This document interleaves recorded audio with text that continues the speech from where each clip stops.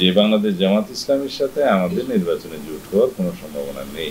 বেশ কয়েকটি ইসলামী দলের সাথে আমাদের আলোচনা আছে, আলোচনা চলছে। কোনো দল নির্বাচনে না যেতে চাইলে সেটা তার রাজনৈতিক স্বাধীনতা, গণতান্ত্রিক স্বাধীনতা বটে। তবে আমরা আশা করব জনপ্রত্যাশার বিরুদ্ধে যে কোনো দল এই নির্বাচনে অংশগ্রহণ থেকে বিরত থাকবে, সেটা খুব স্বাভাবিকভাবে এদেশের জনগণ নিবে না। কোনো যৌক্তিক কারণ যদি থাকে, তারা সেটা সংশ্লিষ্ট সকল কর্তৃপক্ষের সাথে আলোচনা করতে পারে। অন্তর্বর্তীকালীন সরকার, নির্বাচন কমিশন, জাতীয় ঐক্যমত্য কমিশন, এমনকি মাঠেও তারা তাদের সে বক্তব্য দিতে পারে। কিন্তু আগামীর নির্বাচন যারা বয়কট করবে বিভিন্ন ঠুনকো বাহানায়, তারা বাংলাদেশের জাতীয় রাজনীতি থেকে ভবিষ্যতে নিজেরাই মাইনাস হয়ে যাওয়ার একটা সম্ভাবনা থাকবে। আশা করি সেই ঝুঁকি কেউ নেবে না। অবশ্যই সেটা জাতীয় ঐক্যমত্য সৃষ্টি হয়েছে, এখন সনদ স্বাক্ষরিত হবে, বাস্তবায়ন হবে বলে আশা করি। আমরা আমাদের কমিটমেন্টেই থাকবো। বিএনপির পক্ষ থেকে আমরা যেটা প্রস্তাব দিয়েছি যে আসন্ন জাতীয় সংসদ নির্বাচনে 5% সরাসরি ভোটের ক্ষেত্রে 300 সিটের মধ্যে 5% মহিলাদেরকে সরাসরি নির্বাচনের জন্য আমরা মনোনয়ন দেব। তবে ঐক্যমত্য কমিশনে এই বিষয়টি এইভাবে লেখা হয়েছে যে রাজনৈতিক দলগুলোকে আহ্বান জানানো হবে তারা যেন এই আসন্ন নির্বাচনে 5% মহিলাদেরকে সরাসরি নির্বাচনের জন্য মনোনয়ন দেয়।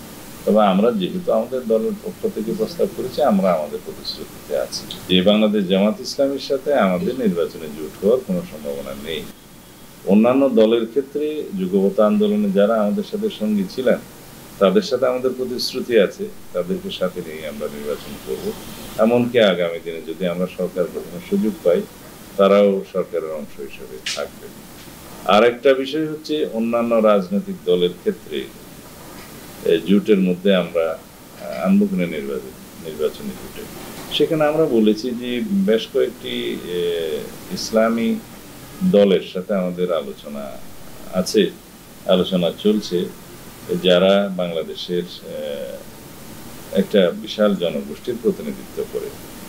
আর বাংলাদেশের মানুষের প্রতি আমাদের একটা বিশ্বাস এবং আস্থা আছে যে জাতীয়তাবাদী দলের আদর্শ হিসেবে আমরা ইসলামী মূল্যবোধে বিশ্বাস করি।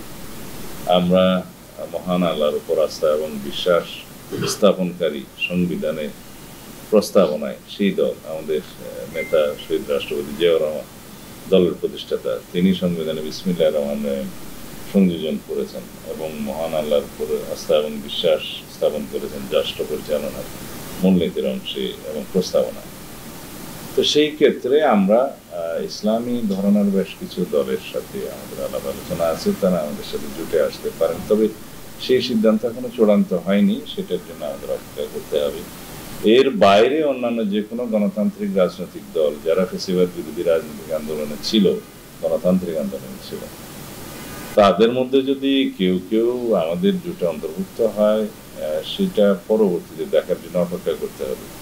নির্বাচনী কৌশল হিসাবে আমরা জোটের গঠনের ক্ষেত্রে কি কি কৌশল অবলম্বন করব, সেটা সবকিছুই এখনো খোলাসা করে বলার সময় আসেনি।